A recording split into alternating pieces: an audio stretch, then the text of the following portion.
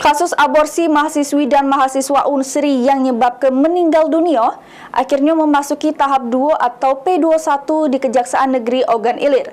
Berkas disertakan langsung penyidik Polres Ogan Ilir berikut tersangka.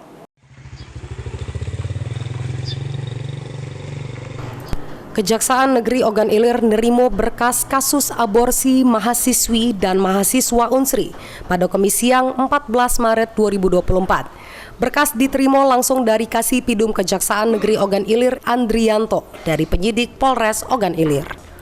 Kasipidum Kejaksaan Negeri Ogan Ilir Andrianto benar ke sudah menerima berkas kasus aborsi mahasiswi Unsri yang sudah masuk pada tahap 2 atau P21. Penyerahan berkas ini juga disertai dengan penyerahan tersangka DN.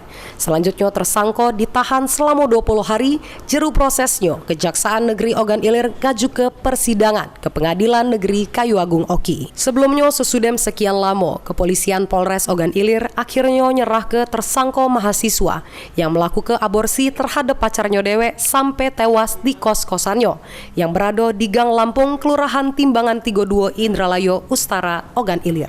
Penyerahan tersangka dan barang bukti pada Kejaksaan Negeri Ogan Ilir terhadap kasus aborsi mahasiswa, sesama mahasiswa, korbannya juga mahasiswi.